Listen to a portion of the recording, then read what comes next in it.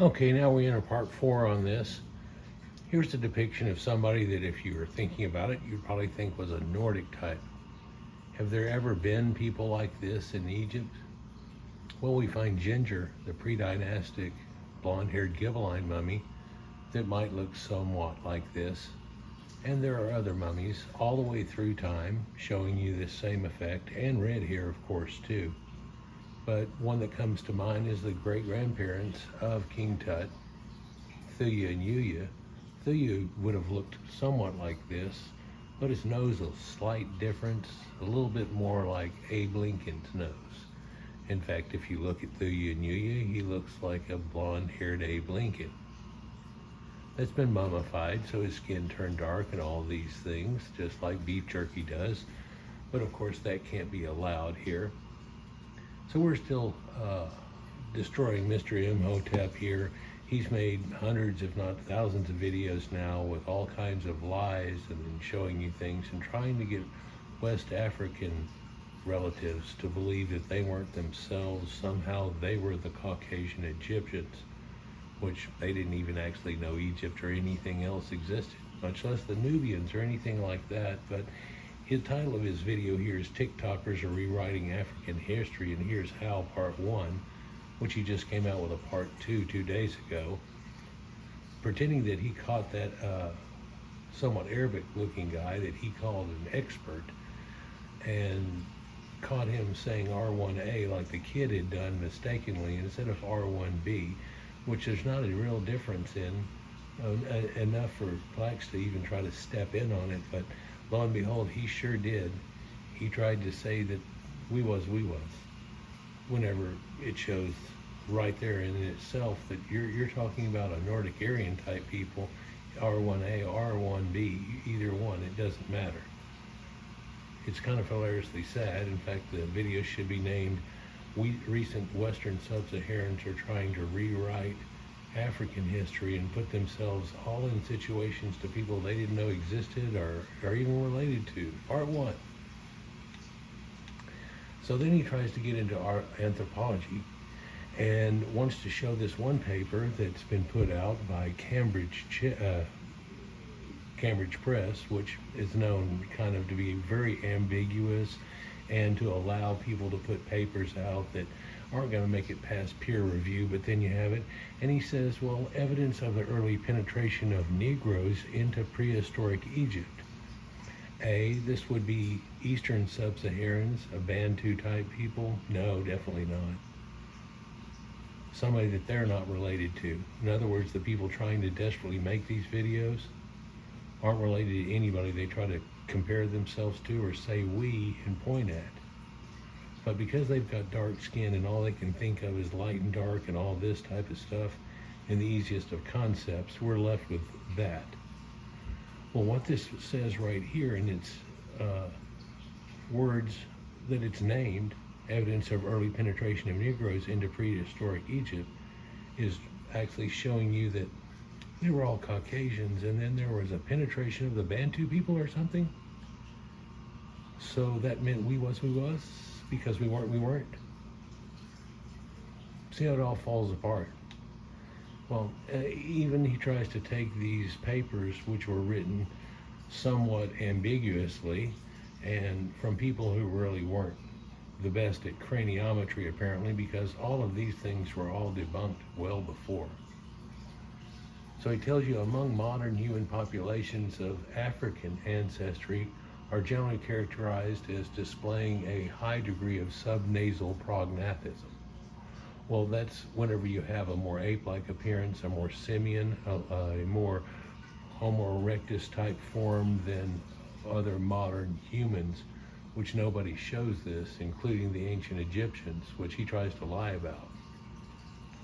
So that's in contrast with those of European, Asian, and Native American ancestries who generally described as having little to no prognathism. Well, actually, nobody on Earth has it real bad like they do, but there are a couple of primitive people that are still showing a trace of it, and that shows you what it's connected to. But they thought they would turn their frown upside down and start lying about things. One of the most famous things for them to do is show the statues with knocked off heads, even the Sphinx right there, and they say, well, because it has no nose, we're not sure, so we're going to be ambiguous and say that that's got subnasal prognathism. Well, people in the Wayback Machine said, yeah, to cantilever all that weight that they're putting on top of it, chin above, the chin has to be pushed out there a little bit, but then also that nose is, if it was put back on, would make a difference. Blacks want to pretend that it actually would have some type of Negroid type of nose rather than a Caucasian type of nose, which is what everything all shows. And the only black people that show up are the Nubian types until well after post-Roman times, therefore leaving you with the fact that they didn't even know Egypt existed. And the Bantu people really are not related to anybody who even never knew Egypt existed until well after Roman times, due to slavery and the starting of the Islamic thing that went on for 900 years before the Americas were even found. But he tries to claim Badarian ancestry here, and of course Egyptologist 7 got a hold of that, and she's got papers which show you the exact opposite of what they're trying to say right there. These pictures right here, you can tell that they took and squinched in the cheeks of this thing because he's severely underbite, and I don't know if anybody's jaw runs at that angle, but here we go. So we've got this small looking spear point nose, not like a spade, like an Africoid or a Negroid. They want to say African, as though North Africa never really was all Caucasians, or the fact that Africa was named after endemic Caucasians by endemic Caucasians. And if you'll look into history before that, it was all called Libya. And so it was never really them. Post Herodotus times, they started saying Ethiopians are up there, and so they talk about these Ethiopians. But if you'll look at history and what was written all the way up till the time of Herodotus, who was kind of going around and searching out ancient myths, and then recorded a bunch of hearsay of what people said. Sure, he's the father of histories, or an attempt at it. But in reality here, all before Herodotus made this mistake, all the Ethiopians were considered to be a Caucasian people, that because they're at the far east and far west of the world, where the sun rises and sets, that they actually were sunburnt. And you hear all the time, it means sunburnt. And then blacks try to say, see, I'm sunburnt. And it's like, you don't get sunburnt. You're not even in the ancient thing it was. And actually, you're not even related to the people of Ethiopia now. And they're pretty ticked off that you keep trying to say we and point at them instead of yourselves. What's going on with that? You can also see the Mongoloid skull down at the bottom, that they crushed that thing. If you compare that to the other skulls, it looks like he's got so much of a smaller skull. In reality, this has just been squinched up art, Negro shop instead of Photoshop, as people like to say, and it's very self-exposing when somebody does something like this when you look at it. And Mongoloids and Caucasians have a slightly bigger cranium than actually Negroid types, or what he tries to call Africoid, but we would call it sub-Saharan. And they have that prognathism that's there. And the Caucasians of ancient Egypt had an overbite, a Mediterranean type overbite from the Mediterranean Caucasians. Yeah, that's prevalent. What's not prevalent? Anybody that would be considered as a sub-Saharan actually being in Africa ever. Nubians weren't allowed by decrees. So he tells you here, did you know, according to anthropologist Eric Crusby, which is known, there was a continuum between pre-dynastic and dynastic populations of ancient Egypt, so it didn't change through time, which are not, however, confused. But from the Greek and Roman periods onwards, the variability increases further, especially as one approaches the delta, a sign of the impact of late Mediterranean groups on the country during that period. In other words, they were all Caucasians, and the demographic that's there today isn't exactly the same it was. But when did it happen? Well, it's looking at post-Roman times, just like all the other papers say whenever they can date it and do anything else. Well, what makes them different at the end? That's whenever there's actually some Negroid admixed pulse that comes in, and Arabic type people who are also Caucasians but slightly different. And they were doing this test at Abu Sir El Malik to try to see if the changes over time from the earliest ones that they have, if there's any difference that goes on. So many papers have come out and said, nope, from the pre-dynastic on, or 7,000 years or more, written in that paper right before World War II, where nobody was being ambiguous, and turned around and said, yeah, there's a Nordic population, generally in the nobility here, and a Mediterranean Caucasian population, and it stayed the same for 7,000 years, and only went out in left field at the end, which we see today. But let's not say that those were the people that were there before. That would be a mistake. So that Abu Sir El Malik ended up showing you from the Middle Kingdom on what had happened, and even past into Roman times, if you will. And it only happens at that time. And due to craniometry and everything, people had this figured out 100 years ago, but now that we've got genetics where it can step up to the plate and go, what's the reality of this? Again, it's showing people with R1b genetics, which is a known Nordic or Aryan haplogroup. Only blacks want to claim we was Aryans. We wasn't ourself. Again, it's so self-exposing whenever you watch them go through this titled idea. So they want to say, well, there was invasions that happened all the way through, and because of that, everybody in the graveyards that we know that are showing up as white people and so on are all from the invasions, and poof, they were all black people before that. Well, we've got things that go back through the Middle Kingdom, all through the Old Kingdom, and if you just simply look up Egyptian blue-eyed statues or reserve heads, you don't even have to put Egyptian on it, just reserve heads, you'll end up coming with some people that look almost elfin, Nordic type. What the hell's going on here? Well, those are the reserve heads of the people that were building the pyramids. You look at King Tut's representation, and it'll show you something very similar to that too. So people have looked into the hair of ancient Egyptians and hair itself, and found out that just the mummification process doesn't even change it one iota, lighten it, or do anything. That's the reason there's so many people with dark hair and some people with blonde or red hair. It's not that some people bleach and somebody doesn't. And one person who heralded this was Dr. Janet Davies. She's convinced that there were fair-haired Egyptians, but believes the fair-haired mummies are just rare. Well, because she only saw a few of them, apparently. But if she was to go through the whole process, she'd realize that they're all there all the time. So she kind of tried to pander a little bit, or act ambiguous about it, but make a mention of it, because she did a testing with all kinds of different people's hair. And one thing that it never did was turn Negroid hair into Caucasian hair, or turn hair even one shade lighter or anything like that. It's not the way that it works.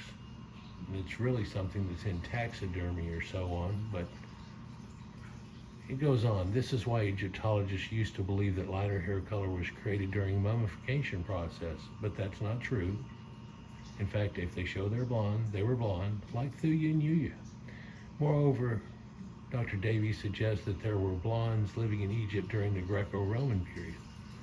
Well, I'm sure there's a lot of blondes in that group of people we're talking about, but there are blondes from the pre-dynastic Ghibelline mummy, called ginger for a reason, all the way through all the dynasties. Yes, you can find their mummies, and in fact, in the Cairo Museum, they're right there. Yeah, and especially during the 18th dynasty, there's Thuya and Yuya, great-grandparents. Only Thuya is rated as a G2 haplogroup, so not the same. So here he'd like to try to get you to believe pre-dynastic prognathic. Well, that's not a pre-dynastic skull from there. That's a more modern skull. You can tell just from looking at it. I bet Egyptologist 7 could figure it out which skull that is, but one thing's for sure, that's not a pre-dynastic Egyptian mummy, but he's trying to throw that at you and then tell you that, well, the same skull somehow is the dynastic Egyptians. Well, which one is it? Well, it's neither. And he's just trying to show black people have prognathic facial appearance, subnasal prognathism, and trying to equate that to the ancient Egyptians. whenever you can see it in Nubian art, Nubian skeletons, because they're sub-Saharan, and then there's an extreme lack of it in any Egyptian sample. So here's a few of his offerings here where he tries to act like nose knocked off, crushed, ambiguous is more accurate than random Roman living in Egypt. Well, I don't know if that's even Roman times, but there are a lot of sarcophagus that show you depictions that look like this. And of course, light women, pale women, red ochre males. Let's state it again, red is not black. And in fact, red ochre is used by everybody all around the Mediterranean, including Greeks, and we're not confused about any of those people. And we're not going to say, well, these ones were, yeah, but they try it. Here's another ambiguous nose knock, but then he tries to say it's a random scribe because he's got a mullet, he's got blue eyes, and a little bit paler than what they try to say, so he tries to call it random. Well, this is a well-known scribe. Yeah, so what are we talking about? Again, this is a pharaoh, nose knocked, so I get to use that. And then somebody who looks a lot like my father, I've said before a few times, with blue eyes, gets called random. And then there's, of course, the seated scribe here of Pa-Neb, and he's been named now and so on, but this guy here, with his crystal blue eyes and Caucasian phenotype, and looks a lot like that Egyptian comedian who's going against the Cleopatra idea, even though that shows a Macedonian queen, and he's sure of it, just like everybody else is, rather than the jealous black lies, and says that's not anything, that's random, but this is Pharaoh, and because he looks a little like Michael Jackson or something, we're going to claim it. And of course, they like to put in post-Roman portrait burials and then try to find as ambiguous a statue as they can and put it in from that, and it's really disgusting. So if we find that this guy here was the father of so-and-so, and we look at him and he looks like this, what does that tell you? Well, it tells me, well, how about all the genetics that everybody's done, craniometry and everything else, and so on? Well, that's not good enough for them. They want to throw it at you again here. Here's subnasal prognathism, and they say, well, because the nose is knocked off here, we're not sure. So people have said something where it looks more like a Nubian person, although it used to be painted red ochre, and you can still see some remnants of that there, that this may equal to a South Sudanese model, Alek Wek. Well, if you look, she is of the darkest of appearance. I don't know how you would put it more than say that she, on a 1 to 10 scale, she's a 9 plus, but also she has this huge amount of subnasal prognathism. Again, to put this much weight on top of that chin, you have to have this much weight cantilevered, and that has to be a huge stone going way back here with a lot of weight on this end of it, giving you the ability to even put the weight of the head on the top of it. They don't like any of that. They want to kind of claim, well, even though the Egyptians were Caucasian, they made this statue look like a sub-Saharan, and then West Sub-Saharans are going to claim it and go, wee, and point at it whenever they didn't know any of this existed. Or show ambiguous woven hair statues and act like, well, that's kind of ambiguous. Here's the nose knockoff guy again. And they try to lie about it over and over and over. And to say about them, if you're curious, I recommend watching these videos. I recommend, if you want to joke and see that blacks are so insecure they're trying to claim anybody but themselves, watch those videos. Otherwise, you might want to just leave that all alone. But he's real proud of himself for making blacks look like the clown on the world stage. Everybody knows it. And so again, let's go through this one more time. What's his big claim? New tricks or manipulations appear, and new ways to distort African history emerge. So now he says it's distorting black history and African history because African wasn't named by Caucasians and after Caucasians, and he doesn't have a clue. If he did at all, he wouldn't make any of these videos because he'd realize how sad it looks. But moving the goalposts, this is of course where he tries to say, hey, that guy that made that video that I started this on, he said R1a and it's really R1b, and Therefore, he doesn't know anything, as opposed to going, R1b is Nordic Aryan, what are you talking about? And then he tried to claim it. While discussing all aspects of African history is essential, I occasionally return to these fundamentals to keep the discussion alive. He returns to, well, I hope you now appreciate the Michael Jackson video where they tried to show that West Sub-Saharans are somehow the ancient Caucasian Egyptians. After a while, Magic Johnson shows up and he turns around and calls Eddie Murphy the Great Ramses, which is a known pale leucoderm and redhead. But they can't have that. They want to claim it Ramses the Great. Oh boy. In fact, you see this other depiction that's shown right here. the importance of these reminders. And they just want to keep reminding you that, well, you aren't who you were. And everybody knows the pre-Neolithic people that go back to Asoar man and everything before that is a short, small-brained hominid species that apparently got admixed by people with R1b genetics. We don't want to have that, even though they try to say that means we're related to Ramses somehow. What, from admix? Are you going to go with that? No, it's we. All this is really self-exposing. But enough from me. What are your thoughts on all of this? Do you agree with me, or do you believe the TikTokers are correct? Well, or do you believe that he's totally wrong and a jealous liar that's been exposed by himself, and that the TikToker guys misspoke R1A and they really meant to say R1B and everything's correct? And when you correct it, don't strut around because you're still showing Aryan Caucasians, Nordic types, living in Egypt. I showed it earlier in Egyptologist 7's video where pre-World War II, everybody had it figured out, agreed upon. That's a culmination video showing 7,000 years of continuity all the way down to post-Roman times, and then it changes. Something that the Abu Sirmelech guys were looking for, is there any changes through any of this? And they go, no, not really. Yeah. But then people try to say the ancient Egyptians are the modern Egyptians whenever genetics came out with that same paper saying, well, the current ones have about a 1% match to the old.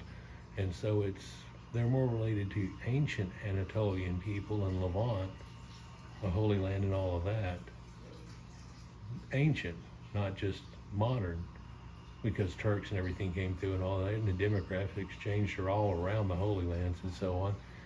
But who are the modern one that connects right to it? Well, the modern Western Europeans, and it concentrates over in the area that we think of as England and so on, and even stronger in Irish and Scottish lands, showing you, well, there was a people up here at one time that came down into here, and looks like that's when civilization started there. Oh, it looked like they did that in Sumer too, and oh, over in India and the Indus Valley situation that got screwed over time, and oh, way up into what we call China today, and all over the place.